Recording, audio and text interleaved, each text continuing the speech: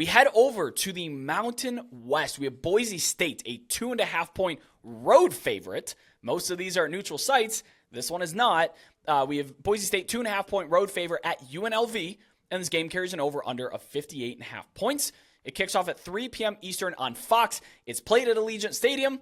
That's the home venue for UNLV. The Mountain West is one of the few that still keeps that top seed hosts, and I know that was determined by basically the BCS format, computer points for who made this. I feel kind of badly for San Jose State, who made just a terrific push.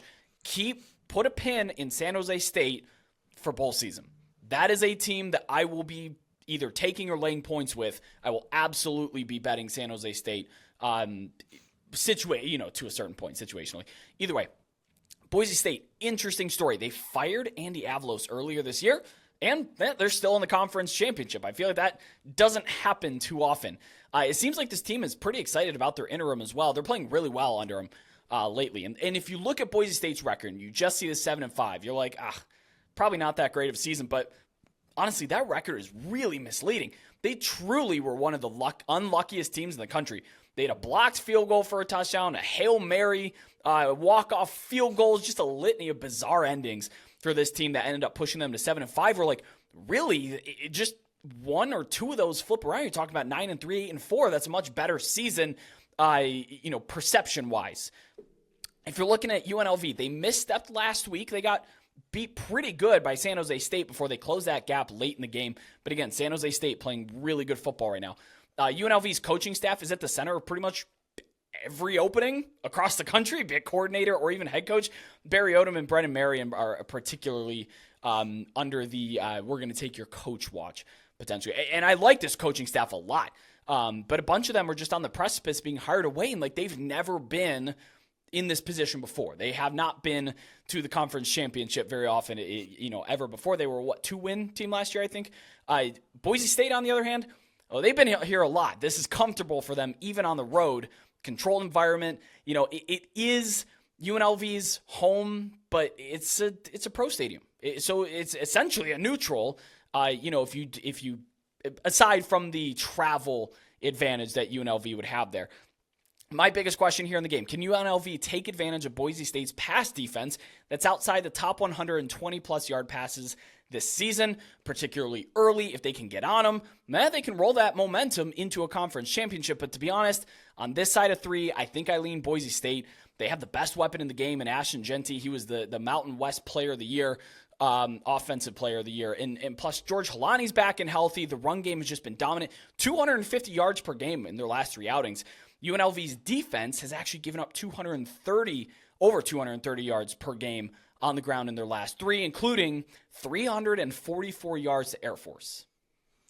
Yeah, Brett, I would be remiss if I didn't mention that I think San Jose State got a raw deal here. By my conference record achievement metric, the Spartans' 6-2 conference record was more impressive or more difficult to achieve than either Boise State's or UNLV's. So here's my plea, once again, to conferences to use more modern computer metrics in their tiebreaker policies. I think an injustice was done here. It is what it is. Let's look at this game. I have Boise State minus 1.5. It's a 54% win expectancy for the Broncos. The offenses are the best units in this game by my numbers, both ranking in the top 40. And while Boise State's defense is top 70, the UNLV defense is only number 87.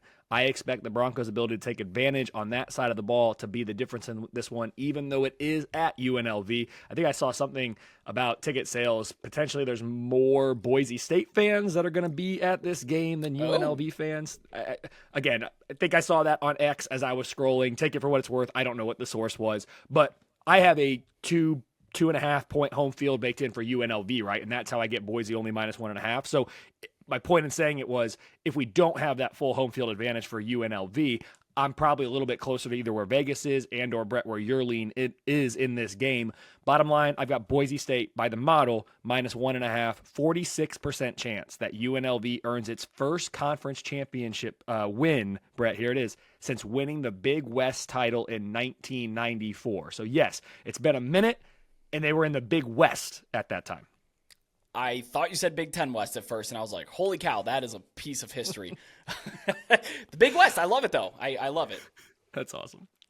My question also to kind of wrap this up, just to further bolster my argument for Boise State with the points is, what would this spread be if just two of those fluky results changed and went 9-3? If the bounce went their way and they went 9-3, that's kind of how I view this team right now. I view them as a 9-3 level team. I don't know if it would have slipped under 2.5. I don't even know if they would have opened at 3. It probably would have been a little bit steeper. That's why I'm on Boise State in this game here. I think that's a really good nugget, Brett. I know that was a rhetorical question. I think that's such a good nugget for those that are listening to this and watching this that like to bet on college football, which I think most people watching and listening do. I would hope. Right? I mean, even though that's not what I'm doing here, right? But if you looked at every team through that lens, that's why my what-if rankings, yeah, they're funny. Yeah, they're silly. Yeah, people say they're dumb. They don't matter. What are you doing this for? You don't have to take it to that extreme of like ranking the teams, but look to see what records would be if you just flip the one-score results. Because in Boise State's case, you're saying just flip a couple of those fluky ones and see what it says.